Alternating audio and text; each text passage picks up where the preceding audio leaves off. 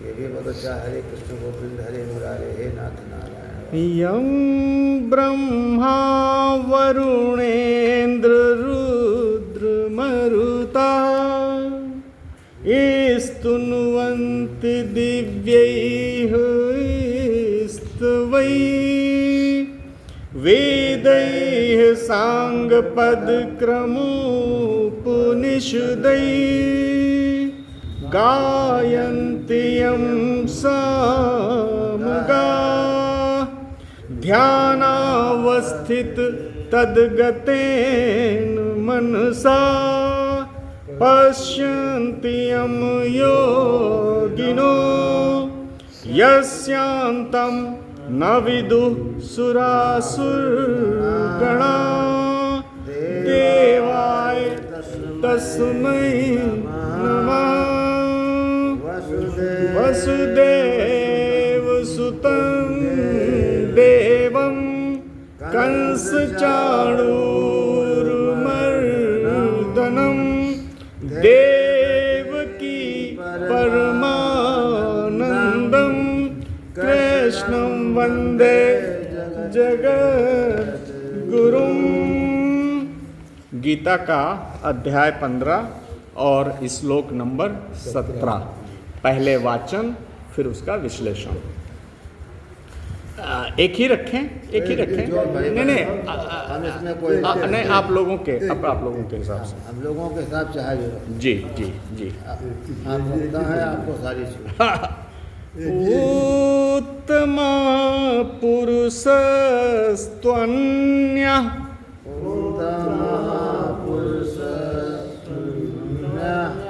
परमात्मेत्युदाहृतः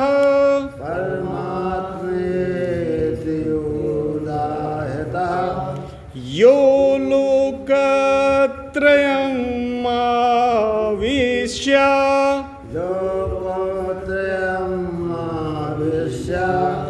बिभर्ति अव्ययीश्वरः।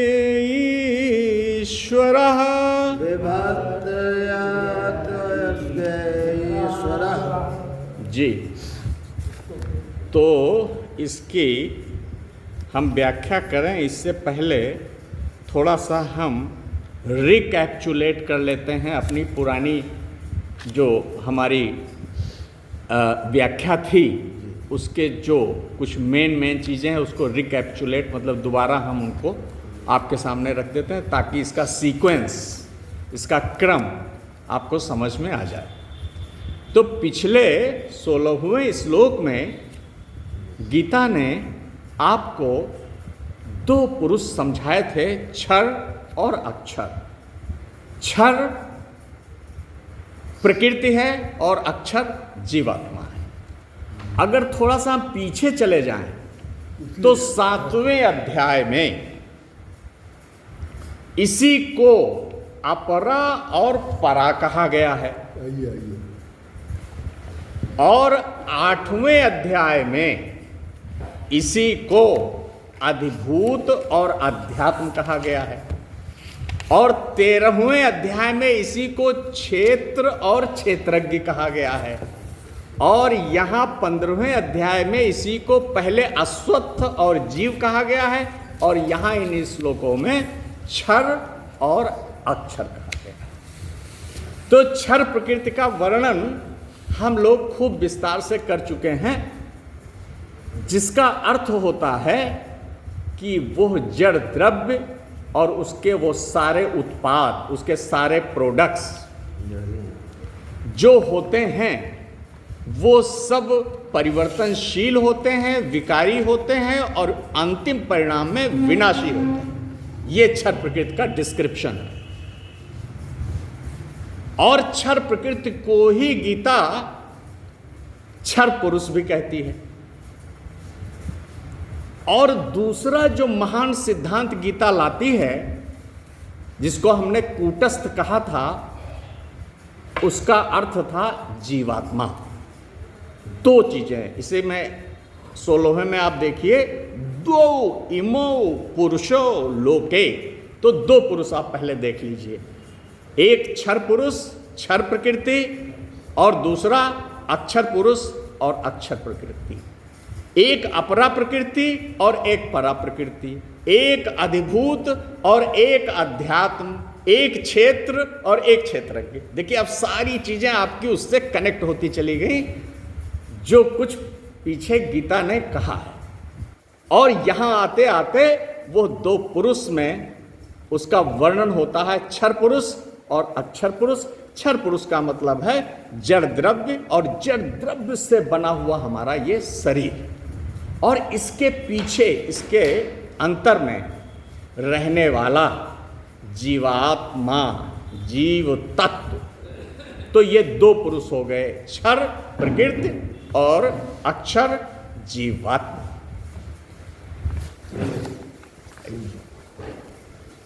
अब हम आगे बढ़ते हैं। यह डिस्क्रिप्शन काफी कुछ स्पष्ट हो गया है, क्षर प्रकृति का और अक्षर पुरुष का। अब 17वें में अब इसको सबसे ज्यादा आपको गंभीरता से और एकाग्रता से सुनने की आवश्यकता है। क्या बात? क्योंकि आप लोग अभी तक यही समझते हैं कि ये जो जीवात्मा के रूप में अक्षर पुरुष है यही सर्वश्रेष्ठ है। ये हम लोगों का रहता है कि जब बात अक्षर तत्व की आ गई तो यही सुप्रीम सेल्फ भी होगा। गीता यहां आपको रोक देती है कि थोड़ा रुक जाइए, अभी मेरी बात पूरी नहीं हुई है। मैंने क्षर प्रकृति और क्षर पुरुष का वर्णन कर दिया, मैंने अक्षर पुरुष और अक्षर प्रकृति का वर्णन परा के रूप में वर्णन कर दिया, मैंने अधिभूत और अध्यात्म आपको समझा दिया, मैंने क्षेत्र और क्षेत्रज्ञ आपको समझा दिया। लेकिन अभी ठहरिए, मैंने अभी सुप्रीम सेल्फ की कथा नहीं प्रारंभ की है। आप सोचते हैं गीता की कथा क्षर और अक्षर में समाप्त हो गई। गीता तो वहां पूर्ण हो गई जब अक्षर तत्व आ गया, एक अविनाशी तत्व का सिद्धांत आ गया, तो आप तुरंत जल्दी में रहते हैं और कंक्लूड करते हैं कि बात तो यही सारी समाप्त हो गई। गीता आपको यही रोक लेती है कि रुको, अभी हमारी कथा आगे जाने वाली है। अभी हम कुछ और कहने वाले हैं, और अभी हम सबसे महत्वपूर्ण कहने वाले हैं। क्या बात?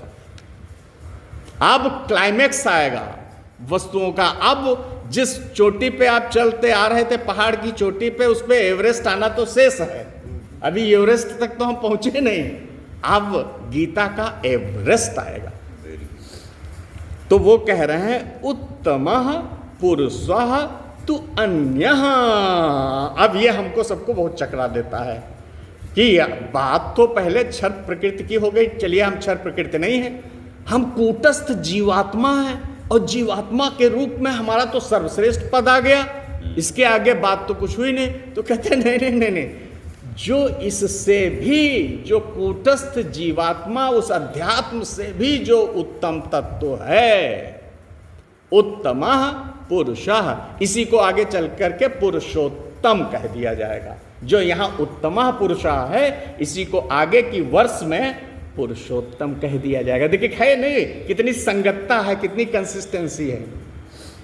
तो कहते हैं किंतु, अब यहां किंतु कह करके हमको रोक दिया गया कि आप इसी में न समझ लीजिए कि जो सत्य है उसका जो सार मर्म है वो व्याख्यायित कर दिया गया। नहीं, उस इन दोनों से परे, इन दोनों से परात्पर, ट्रांसेंडेंटल जो प्रिंसिपल ऑफ एग्जिस्टेंस है, जो प्रिंसिपल ऑफ नॉलेज है, जो प्रिंसिपल ऑफ ब्लिस है, सत्ता, चेतना और आनंद का जो परम चरम सिद्धांत है, वो अब आप हमसे सुन लीजिए 17वें में। तो इसलिए किंतु जरा रुक जाइए, जो उत्तम पुरुष है वो तो अन्य ही है, मतलब जिन दो पुरुषों की हमने व्याख्या की उससे वो अलग है, विलक्षण है, अलौकिक है। और जिसको क्या कहा गया है, उदाहरतः परमात्मा इति उदाहरतः। आत्मा होना एक अलग बात है और परमात्मा होना एक अलग बात है। इसको आप लोग समझ लीजिए। There is a very great difference between the two principles of existence, one the spirit, the other the supreme spirit. तो उसे और वो है क्या जो परमात्म तत्व यहाँ जिसे उत्तम पुरुष कहा गया और आगे चल करके जिसे पुरुषोत्तम कहा जाएगा, वो है क्या? लोकत्रयम आवेश्य, तो तीन लोक। अब हम लोगों की समझ में देखिए यही आएगा, अगर किसी से पूछे भाई तीन लोक का मतलब एक तो पाताल हो गया जो पृथ्वी के नीचे है, एक मृत्यु लोक जो ये पृथ्वी है, और एक स्वर्ग लोक अंतरिक्ष लोक। ये तीन लोगों की एक परिकल्पना हम लोग किए रहते हैं। अच्छा, मेरी दृष्टि में मैं सवेरे से इस पर बहुत विचार कर रहा हूँ कि इन तीन लोकों से गीता का आशय क्या हो सकता है। क्या यह पाताल, क्या ये जो भूलोक है, और क्या जो अंतरिक्ष लोक अर्थात द्युलोक है, क्या इन्हीं लोकों की बात गीता कह रही है? इसके पीछे कुछ और गूढ़ बात है। वो कहाँ व्याप्त हैं? क्या इसी भौतिक त्रिलोक में है या इसके परे कहीं और सूक्ष्म भी हैं? तो मेरी समझ में आया कि देखिए, तीन स्तर पर सृष्टियां होती हैं। कितने स्तरों पे होती हैं? तीन स्तरों पे सृष्टि होती है, सृजन का कार्य होता है। एक तो होता है स्थूल और दृश्यमान, एक तो ये जगत है जिसको इंद्रियां परसीव कर सकती हैं, जिसको इंद्रियां पकड़ सकती हैं, जिसको वो ग्रहण कर सकती हैं। एक है सूक्ष्म स्तर पे, जिसे आपके इस शरीर के पीछे असली खेल तो वहाँ सेंट्रल नर्वस सिस्टम और न्यूरोलॉजी में है। बहुत सूक्ष्म है brain, neurons, central nervous system. तो सूक्ष्म जो हमारा तंत्र है, मन, बुद्धि, चित्त, अहंकार, जो अति सूक्ष्म है, सृष्टि क्या वहाँ नहीं हुई है। और वही जो रिमोट कंट्रोल है, वो तो उस सूक्ष्म जो सृष्टि है ईश्वर की, उसी से नियंत्रित होती है। जो आउटर और ग्रॉस है, स्थूल है, जो प्रगटमान है, जितना भी जगत, इसका सारा नियंत्रण सूक्ष्म सत्ताएं करती हैं जो पीछे बैठी हुई हैं। और इससे पीछे कारण है शरीर, जगत जिससे सारी चीजें, वो उसका बीज तत्व है। इस सृष्टि का कारण जो शरीर है वो बीज तत्व, वहीं से सूक्ष्म शरीर भी आता है और उसी से स्थूल शरीर भी आता है। आप जानते हैं तीन प्रकार के शरीर होते हैं ना, स्थूल, सूक्ष्म और कारण। कारण अविद्या और अहंकार से बनता है, सूक्ष्म और ये तीनों के तीनों भौतिक पदार्थ हैं, भौतिक अवयव हैं, भौतिक द्रव्य हैं, प्रकृति हैं। अगर एक शब्द में कहें तो प्रकृति है। तो तीन प्रकार की जो सृष्टियां हैं, ये तीन लोक हैं। तीन प्रकार की, स्थूल, सूक्ष्म और कारण, और इसमें सब कुछ आ जाता है, इसमें कुछ नहीं बचेगा। चाहे वो भौतिक सृष्टि हो और उसके सूक्ष्म, उसकी एटॉमिक कॉन्स्टिट्यूशन हो, सूक्ष्म प्रकृति का एटॉमिक कॉन्स्टिट्यूशन हो, या हमारा सूक्ष्म शरीर हो, या इस सबके पीछे इसका माया या प्रकृति कारण तत्व हो। तो सर्वत्र वो प्रवेश कर जाते हैं, एक एक वस्तु को अपने नियंत्रण में ले लेते हैं। चाहे इसको आप पृथ्वी, भूलोक कह दो, स्वर्ग कह दो और पाताल लोक कह दो, चाहे स्थूल, सूक्ष्म और कारण कह दो, या स्वामी चिन्मयानंद जी ने एक चीज और कह दी, अब वो भी बड़ी कन्विंसिंग। उन्होंने कहा नहीं, ये त्रिलोकों का अर्थ है मनुष्य की चेतना तीन प्रकार के परिवर्तनों से गुजरती है। वो है वेकिंग, ड्रीम एंड स्लीप।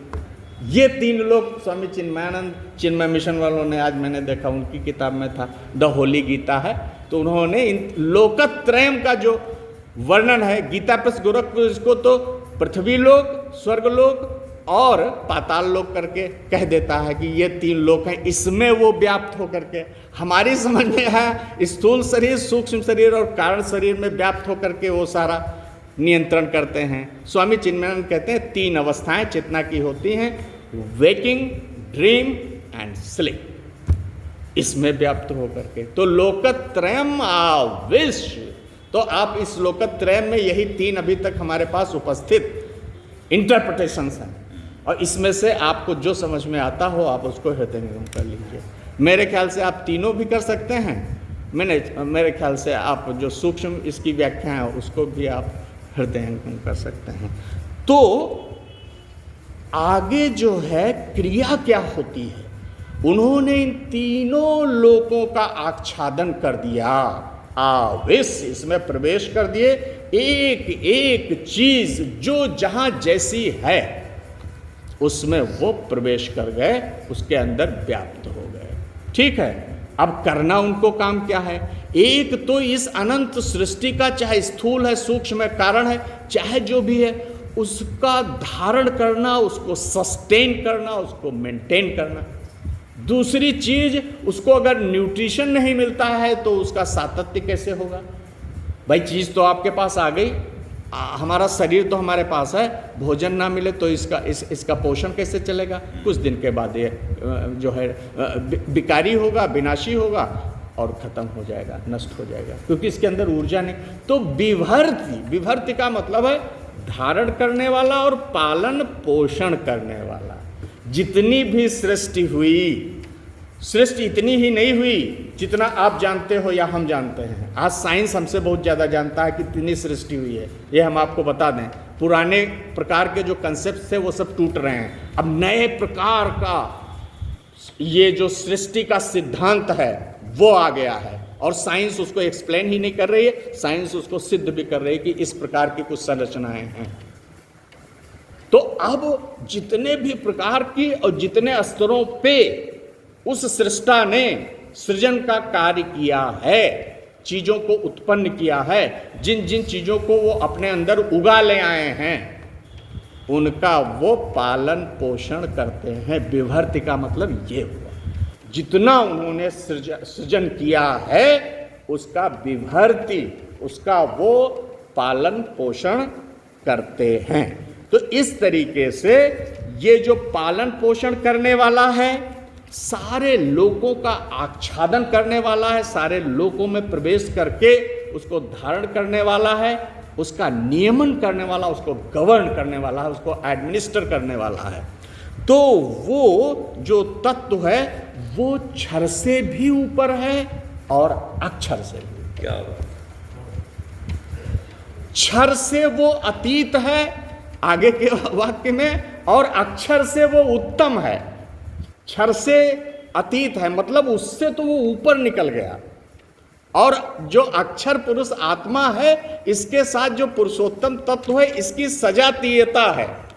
सजातीय आप समझ गए, समगोत्री होना। हम मीन्स आत्मा और जो परमेश्वर है, हमारा दोनों का गोत्र एक ही है। हम समगोत्री हैं, लेकिन क्षर पुरुष के साथ हमारा गोत्र नहीं मिलता। क्षर की कहानी ही अलग है, क्योंकि वो परिवर्तनशील है और विनाशी है। इसलिए आप क्षर पुरुष के समगोत्री नहीं हैं, आप उस अक्षर पुरुषोत्तम जो श्रेष्ठतम तत्व है, पुरुषोत्तम, उत्तम पुरुष जिसको गीता कहती है, पुरुषोत्तम जिसको कहती है, उसके समगोत्री हैं। अक्षर जीव होने के नाते आप उस अक्षर पुरुषोत्तम के समगोत्री।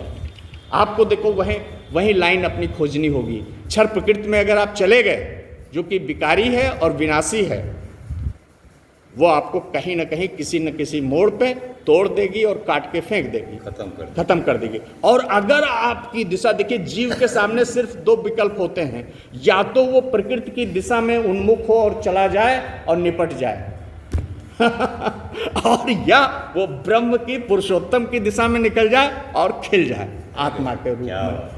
परमात्मा ब्रह्म की ओर जाएगा तो उसकी आत्मा का कमल की तरह खिला होता चला जाएगा, और प्रकृति में उतर गया तो समझिए उसका विनाश होता चला जाएगा। ये इसका जो है सार मर्म है। तो हमने इस तरीके से क्षर पुरुष का, अक्षर पुरुष का और पुरुषोत्तम तत्व का, ये आगे भी इसका वर्णन और पूर्णता तक पहुँचेगा और विस्तारित होगा ये वर्णन। तो मेरे ख्याल से सारी चीज़ें काफ़ी स्पष्ट हो गई हैं। आप लोगों ने इतना अटेंटिवली इन सारी चीज़ों को सुना, बहुत बहुत धन्यवाद।